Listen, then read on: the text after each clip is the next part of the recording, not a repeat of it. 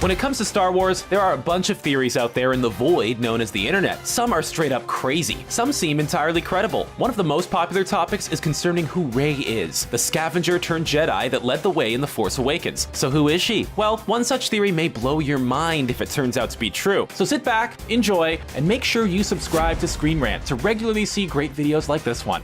Do it.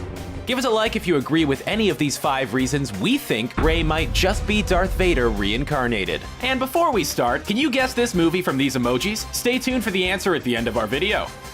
Premonitions? These visions you have. Dream world. Much like Anakin Skywalker before her, Rey is shown to be so in tune with the Force that she possesses the ability to peek into the past as well as the future. Anakin saw flashes of pain and suffering when concerning those he loved most, namely his mother Shmi and his wife Padme. Rey demonstrated a similar ability when she touched Anakin's saber in The Force Awakens, getting glimpses at both the past, including a peek into Cloud City where Vader revealed to Luke his lineage, which may or may not be Vader's own memory of the event. Careful you must be when sensing the future, Anakin. The fear of loss is a path to the dark side. She may also get a glimpse into the future, much as Anakin did, where she witnesses the Knights of Ren finishing up a massacre on a rainy planet. And while we don't know for sure that it was the future, we do know that this scene is not Luke's Academy massacre. An old friend has learned the path to immortality. One who has returned from the netherworld of the Force. Force Ghost 2.0. Another point that fans have been quick to point out is that Rey shares some facial similarities to that of Shmi Skywalker, Anakin's mother who was killed by Sand People in Episode 2. Could a reincarnated Anakin adopt a look that would harken back to his beloved mother? And why would the Force wait so long to bring Anakin back as Rey? The first Force Ghost was Qui-Gon Jinn, and it took him almost 10 years to manifest himself through the Force. Obi-Wan shows himself to Luke after 3, but being very vocal from the get-go. Use the Force, Luke. And Yoda took another year. So if Rey is the next step, going beyond Force Ghosts and restarting the prophecy, the time to learn such a feat may take decades. Force is strong in my family.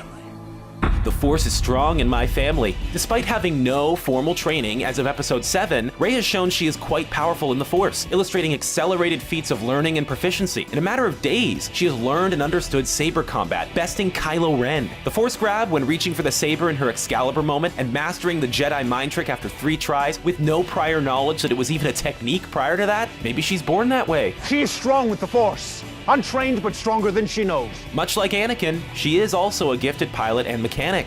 If the prophecy is true, your apprentice is the only one who can bring the Force back into balance. The prophecy of the Chosen One. One of the main reasons is the Chosen One prophecy that was introduced in the prequel trilogy. In it, it said a figure would rise up and bring balance to the Force. Anakin did eventually do this, but not before almost completely wiping the Jedi off the map. You are the Chosen One! So what if the Force is giving the Skywalker another chance via reincarnation to fulfill the prophecy with the threat of the First Order, Snoke, and the Knights of Ren growing ever darker? It calls to you. It calls to you. Perhaps the most obvious point of contention for this theory is that the saber straight up calls to Rey. Bear in mind that this saber is not Luke Skywalker's, but in fact his father's, Anakin. Luke merely adopted it before crafting his own green one in Return of the Jedi. So with a powerful connection between Rey and Anakin being established, could the saber be reaching out to its former master, sensing a familiar presence in the Force nearby and latching over to it? Kylo is, after all, Vader's grandson, yet the saber rejected him and went to Rey. And that saber helped kill the younglings, so it's seen some better days. I'm never touching that thing again. I don't want any part of this. So there you have it, some chin-scratching ideas to consider while we await the next entry in the Star Wars franchise. Do you agree with this theory or think it's downright crazy? What other theories have you heard of concerning Rey? And the answer to the movie emoji is... Did you get the right answer? Let us know in the comments below and be sure to subscribe for more videos like this one coming soon.